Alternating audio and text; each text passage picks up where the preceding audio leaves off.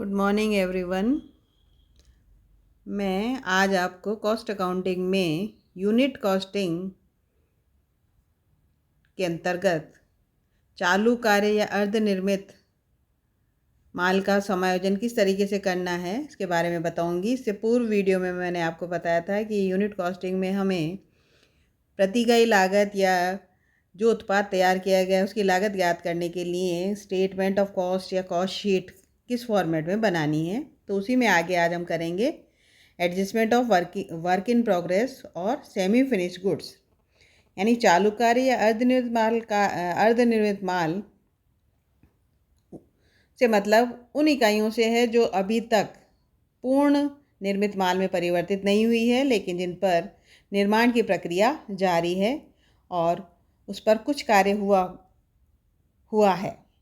तो उत्पादित माल की लागत ज्ञात करते समय हमें चालू कार्य के स्टॉक का मूल्यांकन और समायोजन भी करना होता है। इसके मूल्यांकन के लिए कुछ विचारधाराएं प्रचलित हैं। पहली विचारधारा ये कहती है कि अर्धनिर्मित माल का मूल्यांकन कारखाना लागत पर किया जाना चाहिए। तो इस विचारधारा के अनुसार ऐसे माल का मूल्यांकन हमें फैक्ट्री कॉस्ट पर करना है। इसके पीछे कारण ये है कि इसमें कच्चा माल और लेबर तो लगी हुई है, साथ में जो काम हुआ है वो कारखाने में संपन्न हुआ है, तो कारखाने की लागत का कुछ हिस्सा भी इसकी लागत में शामिल होना चाहिए। दूसरी विचारधारा है वो उसके अंतर्गत अर्धनिर्मित माल का मूल्यांकन मूल लागत पर यानी प्राइम कॉस्ट पर किया जाना चाहिए। तो इस विचारधारा के अनुसार ऐसे माल का मूल्यांकन हमें प्राइम कॉस्ट पर करना है। और तीसरी विचारधारा है कि अर्धनिर्मित माल का लागत के प्रत्येक तत्व के साथ समायोजन किया जाए, यानी लागत के तत्व जो मुख्य हैं वो है प्रत्यक्ष सामग्री, प्रत्यक्ष श्रम और कारखाना उपरिव्यय। तो जब कच्चा माल यानी प्रत्यक्ष सामग्री जब उत्पादन की प्रक्रिया में डाली जाती है तो प्रत्यक्ष सामग्री, प्रत्यक्ष श्रम, उस पर लेबर भी लगती है और कारखाने के व्यय भी उसमें शामिल होते हैं।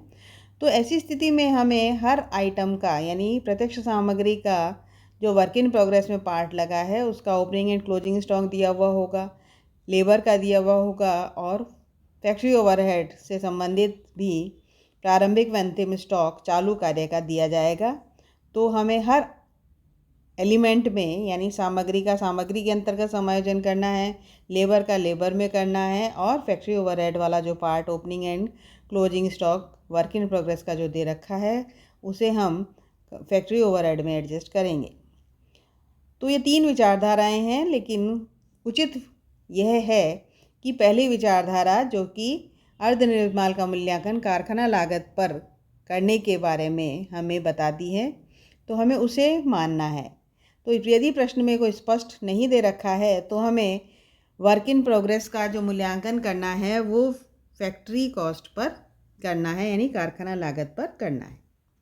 अब यदि प्रश्न में प्रारंभिक व अंतिम चालू कार्य का मूल्य दिया गया है तो कॉस्ट शीट या लागत पत्र में हम उसका समायोजन कैसे करें। तो अगर कारखाना लागत पर करना है तो प्राइम कॉस्ट लेंगे और प्राइम कॉस्ट में हम फैक्ट्री ओवरहेड ऐड करेंगे। फैक्ट्री ओवरहेड ऐड करने के बाद हमें opening stock of work in progress को उसमें ऐड करना है and closing stock of work in progress को हमें उसमें से माइनस करना है, घटाना है। घटाने के बाद जो आएगा वो आ जाएगी फैक्ट्री कॉस्ट। और अगर वर्क इन प्रोग्रेस का मूल लागत पर समायोजन करना है तो हम लेंगे, मूल लागत निकालने के लिए हमें चाहिए डायरेक्ट मटेरियल, तो हम डायरेक्ट मटेरियल लेंगे, डायरेक्ट वेजेस लेंगे एंड अदर डायरेक्ट एक्सपेंसेस। इन तीनों को हम जब ऐड कर लेते हैं तो प्राइम कॉस्ट आ जाती है। लेकिन चूंकि यहाँ हमें वर्क इन प्रोग्रेस का इसमें समायोजन करना है तो हम करेंगे add opening stock of work in progress और उसके बाद उसमें से हम करेंगे closing stock of work in progress, यानी अर्धनिर्मित माल का जो अंतिम स्टॉक है उसको उसमें से घटा देंगे। घटाने के बाद जो आएगा वो आ जाएगा प्राइम कॉस्ट।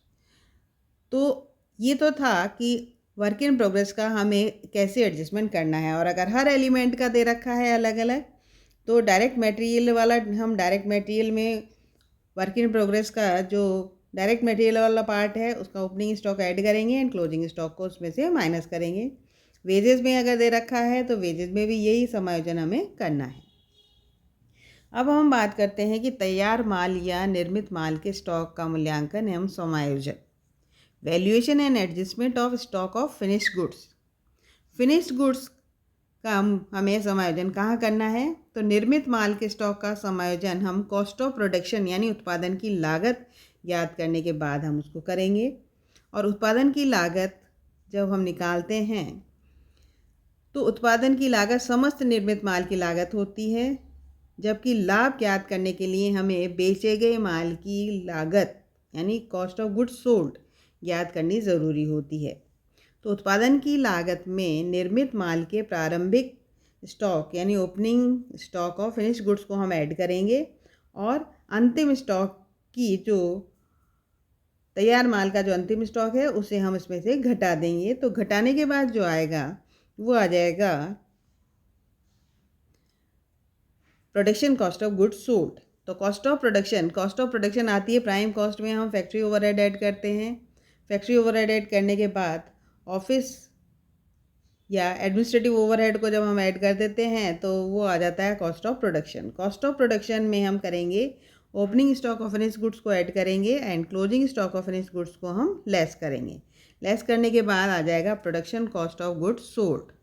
तो production cost of goods sold जब आ जाएगी यानी ये जो माल बेचा गया है उसकी उत्पादन लागत होगी। अब बात करते हैं कि यदि निर्मित माल के प्रारंभिक व अंतिम स्टॉक या दोनों प्रकार के स्टॉक की ही केवल मात्रा दी गई है, उसका मूल्य नहीं दिया गया है। मूल्य दिया गया है तब तो हम पहले जो बताया उस हिसाब से कर लेंगे, लेकिन अगर उसका मूल्य नहीं दिया गया है तो ऐसी स्थिति में उनके मूल्य का निर्धारण वर्तमान स्थिति में निर्मित माल की प्रति इकाई लागत यानी cost of production per unit के आधार पर उसका समायोजन हमें करना है। तो अंतिम स्टॉक का मूल्यांकन वर्तमान लागत के आधार पर यह मानते हुए कर लिया जाता है कि जो माल बनाया गया है वो इस अवधि में जो उत्पादन किया गया है उसी में से क्लोजिंग स्टॉक बचा है। और ओपनिंग स्टॉक का मूल्यांकन वर्तमान लागत पर इस आधार पर कर दिया जाता है कि अगर अन्य सूचना नहीं दे रखी है तो हम ये मान के चलते हैं कि पिछली अवधि व चालू अवधि की उत्पादन लागत समान ही होगी। तो इसलिए जो हम cost of production at present जो कॉस्ट ऑफ प्रोडक्शन है उस एट प्रेजेंट वाली कॉस्ट ऑफ प्रोडक्शन के आधार पर ही opening stock of finished goods and closing stock of finished goods की अगर यूनिट दे रखी है तो उसका मूल्यांकन हम present cost of production per unit से मल्टीप्लाई करके करेंगे। अब यहाँ हम एक सवाल देखते हैं। सवाल है कि एक रेफ्रिजरेटर निर्माता ने 31 मार्च 2019 को समाप्त होने वाले वर्ष के लिए एक विवरण पत्र या लागत पत्र बनाने के लिए दिया है।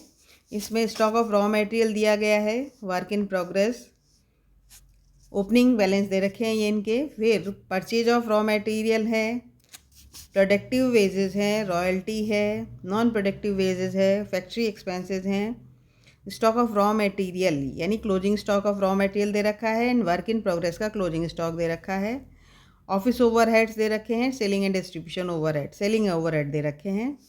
आपसे कहा गया है कि अर्धनिर्मित माल का मूल्यांकन कारखाना लागत पर किया जाना है। एक लागत विवरण पत्र तैयार कीजिए जो ये बताए कि प्रयुक्त सामग्री की लागत यानी कॉस्ट ऑफ मटेरियल कंज्यूम्ड, दूसरा मूल लागत यानी प्राइम कॉस्ट, तीसरा है कारखाना लागत यानी फैक्ट्री कॉस्ट, फोर्थ पॉइंट है उत्पादन की कुल लागत यानी टोटल कॉस्ट ऑफ प्रोडक्शन, और नेक्स्ट है कारखाना उपरिव्यय का प्रत्यक्ष श्रम पर प्रतिशत यानी percentage of factory overhead to wages, and कार्यालय उपरिव्ययों का कारखाना लागत पर प्रतिशत यानी percentage of office overhead to factory cost. तो ये सभी पॉइंट हमें निकालने हैं। तो इसके लिए हम एक स्टेटमेंट बनाएंगे, statement of cost for the year ending 31 मार्च 2019। इसमें पर्टिकुलर्स का एक कॉलम है और एक अमाउंट का कॉलम। सबसे पहले हमें cost of raw material consume निकालना है, तो उसके लिए हम लेंगे opening stock of raw material. Opening stock of raw material है 2,25,000। इसमें हम करेंगे add purchase of raw material 4,77,000, 4,77,000 का रॉ मटेरियल परचेज किया है, तो ये इन दोनों को ऐड करेंगे तो आ जाएगा 7,02,000। इसमें से हम closing stock of raw material को माइनस करेंगे जो कि 2,04,000 है।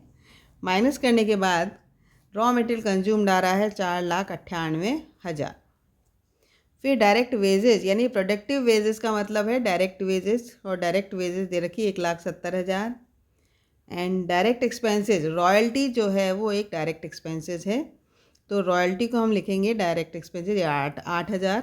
इन सभी को जब हम ऐड करेंगे तो आ रहा है 6,76,000, 6,76,000। ये प्राइम कॉस्ट है। प्राइम कॉस्ट में हम फैक्ट्री ओवरहेड ऐड करेंगे। फैक्ट्री ओवरहेड के लिए यहाँ नॉन प्रोडक्टिव वेजेस दे रखी है 40,800, 40,800। एंड फैक्ट्री एक्सपेंसेस दे रखे हैं 45,200। इन दोनों को ऐड करेंगे तो ये आ रहा है 86,000, 86,000 आ रहा है। 86,000 हम इसमें ऐड करेंगे 6,76,000 में, तो ये हो जाएगा 7,62,000। 7,62,000 जब ये आ रहा है तो इसमें अब हमें, क्योंकि प्रश्न में दे रखा है कि अर्धनिर्मित माल का मूल्यांकन कारखाना लागत पर करना है, तो हम करेंगे add work in progress. Opening balance जो है वर्क इन प्रोग्रेस का वो दे रखा है 64,000, 64,000। 64,000 ऐड कर दिया तो आ गया 8,26,000। और 8,26,000 में से closing stock of work in progress जो दे रखा है वो दे रखा है 97,000, 97,000। 97,000 हम इसमें से माइनस करेंगे तो आ रहा है 7,29,000, यानी 7,29,000। ये आ गई फैक्ट्री कॉस्ट। तो थर्ड पॉइंट जो फैक्ट्री कॉस्ट है जो पूछा गया है वो फैक्ट्री कॉस्ट हो गई। अब इसमें फैक्ट्री कॉस्ट में ऑफिस ओवरहेड है 45,660, यानी ऑफिस ओवरहेड 45,660 हम ऐड करेंगे तो 7,74,660 हो जाएगा। और 7,74,660 में हमें ये तो कॉस्ट ऑफ प्रोडक्शन आ गई। अब चूंकि opening stock of finished goods and closing stock of finished goods नहीं दे रखा है, अगर दिया हुआ होता तो हम यहाँ एडजस्ट करते उसको, अब नहीं दिया है तो अब इसी में हम सेलिंग ओवरहेड है 36,540, 36,540 हम इसमें ऐड कर देंगे तो आ जाएगी टोटल कॉस्ट 8,11,200, 8,11,200। तो ये आ गई इसकी टोटल कॉस्ट। अब हमें निकालना है percentage of factory overhead to wages.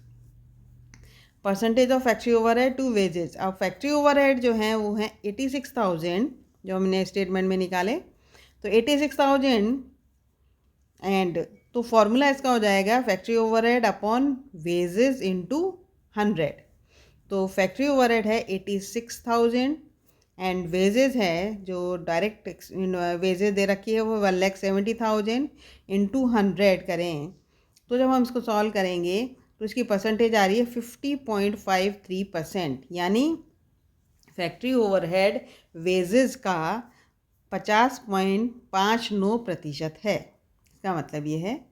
And last point जो पूछा गया है वो है कार्यालय उपरिव्यय का कारखाना लागत पर प्रतिशत, यानी percentage of office overhead to factory cost. तो इसके लिए हम लेंगे फॉर्मूला जो हो जाएगा वो हो जाएगा एक तरीके से office overhead upon factory cost into 100। Office overhead है 45,660 जो दिया हुआ है प्रश्न में, एंड फैक्ट्री कॉस्ट जो आई है वो फैक्ट्री कॉस्ट आई है 7,29,000। तो 7,29,000 पर हम इसकी परसेंटेज निकालेंगे तो ये आ रहा है 6.26%, यानी जो ऑफिस ओवरहेड हैं वो फैक्ट्री कॉस्ट का 6.26% है। तो इस तरीके से जो इन्फॉर्मेशन हमें दी जाएगी उसके आधार पर हम इसका एडजस्टमेंट करेंगे।